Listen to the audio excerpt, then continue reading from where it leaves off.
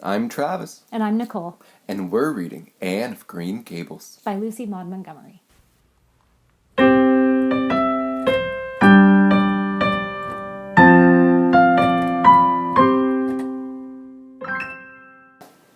Chapter 22. Anne is invited out to tea.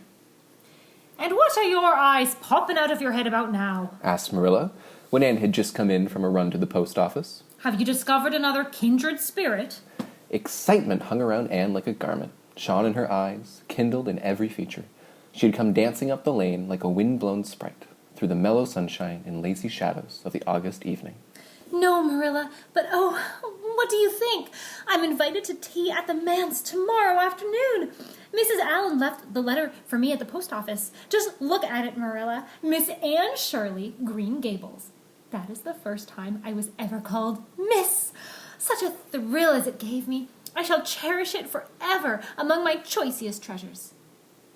Mrs. Allen told me she meant to have all the members of her Sunday school class to tea in turn," said Marilla, regarding the wonderful event very coolly. "You needn't get in such a fever over it. Do learn to take things calmly, child." For Anne to take things calmly would have been to change her nature. All spirit and fire and dew, as she was, the pleasure and plains of life came to her with trebled intensity. Marilla felt this and was vaguely troubled over it, realized that the ups and downs of existence would probably bear hardly on this impulsive soul, and not sufficiently understanding that the equally great capacity for delight might more than compensate. Therefore, Marilla conceived it to her duty to drill Anne into a tranquil uniformity of disposition as impossible and alien to her as to a dancing sunbeam in one of the brook shallows. She did not make such headway, as she sorrowfully admitted to herself. The downfall of some dear hope or plan plunged Anne into deeps of affliction. The fulfillment thereof exalted her to dizzy realms of delight. Marilla had almost begun to despair of ever fashioning this waif of the world into her model little girl of demure manners and prim deportment. Neither would she have believed that she really liked Anne much better as she was. Anne went to bed that night speechless with misery, because Matthew had said the wind had round northeast and he feared it would be a rainy day tomorrow. The rustle of the poplar leaves about the house worried her. It sounded so like pattering raindrops, and the full, faraway roar of the Gulf, to which she listened delightfully at other times, loving in its strange, sonorous, haunting rhythm, now seemed like a prophecy of storm and disaster to a small maiden who particularly wanted a fine day. Anne thought that the morning would never come. But all things have an end, even nights before the day on which you were invited to take tea at the manse. The morning, in spite of Matthew's predictions, was fine, and Anne's spirits soared to their highest. "Oh, Marilla, there is something in me today that makes me just love everybody I see," she exclaimed as she washed her breakfast dishes. "You don't know how good I feel. Wouldn't it be nice if it could last? I believe I could be a model child if I were just invited out to tea every day. But oh, Marilla, it's a solemn occasion, too. I feel so anxious. What if I shouldn't behave properly? You know, I never had a tea at a manse before, and I'm not sure I know all the rules of etiquette, although I've been studying the rules given in the etiquette department of the Family Herald ever since I came here. I'm so afraid I'll do something silly or forget to do something I should do. Would it be good manners to take a second helping of anything that if you wanted to very much? The trouble with you, Anne, is that you're thinking too much about yourself. You should just think of Mrs. Allen and what would be nicest and most agreeable for her," said Marilla, hitting for once in her life on a very sound and pithy piece of advice. Anne instantly realized this. "You're right, Marilla. I'll try not to think about myself at all." Anne evidently got through her visit without any serious breach of etiquette, for she came home through the twilight under a great high-sprung sky gloried over with trails of saffron and rosy cloud, in a beatified state of mind, and told Marilla all about it happily, sitting on the big red sandstone slab at the kitchen door, with her tired curly head in Marilla's gingham lap.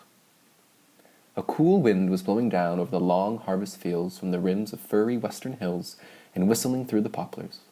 One clear star hung over the orchard, and the fireflies were flitting over in Lover's Lane, in and out amongst the ferns and rustling boughs. Anne watched them as she talked, and somehow felt that wind and stars and fireflies were all tangled up together into something unutterably sweet and enchanting.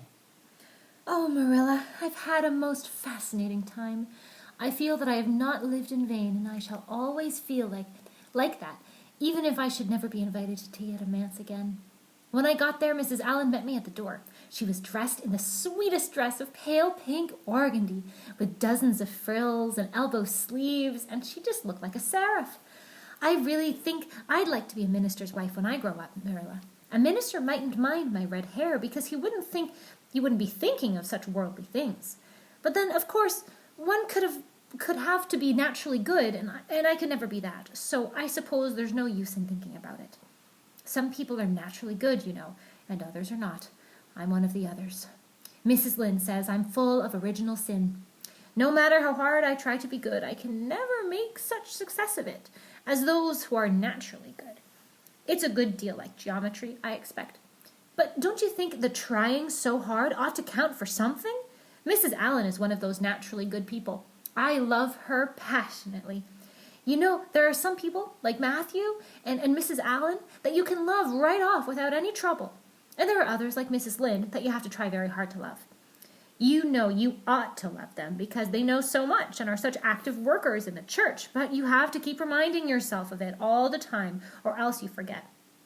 There was another little girl at the manse to tea from the White Sands Sunday School. Her name was Loretta Bradley, and she was a very nice little girl. Not exactly a kindred spirit, you know, but still very nice. We had an elegant tea, and I kept thinking of all the rules of etiquette pretty well. After tea, Mrs. Allen played and sang, and she got Loretta and me to sing too. Mrs. Allen said I have a good voice, and she says I must sing in the Sunday school choir after this. You can't think how I was thrilled at the mere thought. I longed so to sing in the Sunday school choir, as Diana does, but I feared it was an honor I could never aspire to. Loretta had to go home early because there's a big concert in the White Sands Hotel tonight, and her sister is to recite at it. Loretta says that the Americans at the hotel give a concert every fortnight in aid of the Charlottetown Hospital, and they ask lots of the White Sands people to recite. Loretta said she expected to be asked herself one day. I just gazed at her in awe. After she had gone, Mrs. Allen and I had a heart-to-heart talk. I told her everything about Mrs. Thomas and the twins and Kate Maurice and Violetta and coming to Green Gables and my troubles over geometry. You wouldn't know it. Would you believe it, Marilla? Mrs. Allen told me she was a dunce at geometry, too. You don't know how that encouraged me. Mrs. Lynde came to the manse just before I left. And what do you think, Marilla? The trustees have hired a new teacher, and it's a lady. Her name is Miss Muriel Stacy. Isn't that a romantic name? Mrs. Lynde says they've never had a female teacher in Avonlea before, and she thinks it's a dangerous innovation. But I think it will be splendid to have a lady teacher. And I really don't see how I'm going to live through the 2 weeks before school begins. I'm so impatient to see her.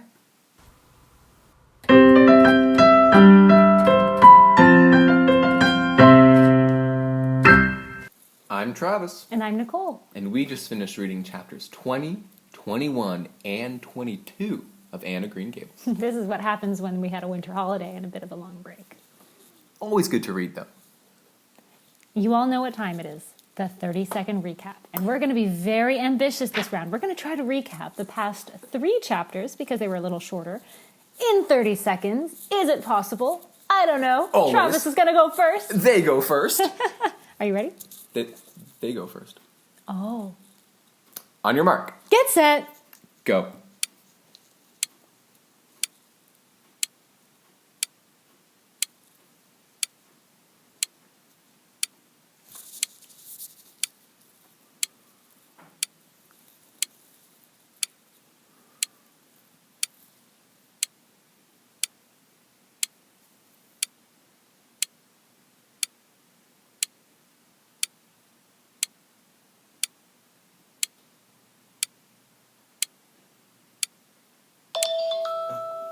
Good job. I'm not sure if even we can do that. Well, it's my time to go first. On your mark. Get set. Go! All right, so chapter 20 opens with Anne talking about the really terrifying woods that she has to walk through. She has to go get something from Diana. Her imagination runs the best of her. Marilla makes her go anyway. She comes back, brings whatever she brought. I completely forgot what it was. Chapter 21. The teacher retires or leaves. We don't know. The new minister comes and the wife. They come over for tea. Anne makes a cake. It's some medicine she puts in it. Doesn't taste very good. Mrs. Allen eats it anyway. Anne feels better. Chapter 22 just happened. Oh no. I feel bad about Oh, that wasn't that bad. That was cute. There's a lot of emphasis on the first chapters, and not what we just read. That's okay. that. Do you think you can do better, though? Oh, I'm going to try my very best. I'm not sure. Well, I'm very excited for you. Do you feel ready? Yes. In 3, 2, 1, go. Okay, chapter 20, Anne has to run an errand over to the Barry's house and go through this wood that she called the Haunted Wood. She really scared herself because she imagined all these monsters inside it, but Marilla made her go through, and she says, I'll never let my imagination run away with me again. Chapter 21 was the exciting day where the teacher retires or leaves, and there's a wonderful new minister and his wife, who is this kindred spirit to Anne, who comes over for tea that Anne almost poisons. And then in the most recent chapter, the minister's wife, Mrs. Anne, invites Anne over for tea. That's not her name, Mrs. Anne. Oh, no! And then she was lovely. Oh, I am the winner. Oh, no, it's Alan. Mrs. Allen. Because at least I didn't mess up chapter 22. I just didn't do it. Oh. So Mrs. Allen. Mrs. Allen. Chapter 22, Yes. Anne gets invited to the school choir. Yes. The new teacher, a new lady teacher. Yes, it's about to start. Miss Muriel. In 2 weeks, Anne can't wait. Muriel Stacy, exactly. That sounds good. Very excited. But I also like the fact that that I didn't remember Mrs. Allen's name. She's such a lovely lovely person. A kindred spirit. Anyway, so we have a question for you guys. This time to discuss it, pretty much encompassing, I guess, chapter 21, but we're going to do it for all 3. Mm-hmm. So we're wondering, have you ever witnessed someone else making a mistake the same way Anne put that medicine in the cake? The anodyne liniment. Exactly. So for anyone curious, anodyne liniment was a liquid medication that a lot of houses had back in Anne of Green Gables' day. It was some very strong medication to help with pain and headaches, and was used to treat a lot of different problems.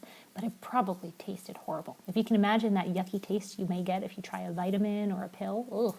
Imagine that in a liquid form. Ooh. Inside a cake. So a pretty big mistake. Big mistake, Anne. So if you've ever witnessed someone make a mistake that big, in what ways did you help them through it, the same way Mrs. Allen did? And has anybody helped you feel better after a mistake? What did they say to you? That's a great question. Mm-hmm. I think helping people through mistakes is one of the best things you can do to a friend or a kindred spirit. Always. Well, until next time. Thanks for reading with us.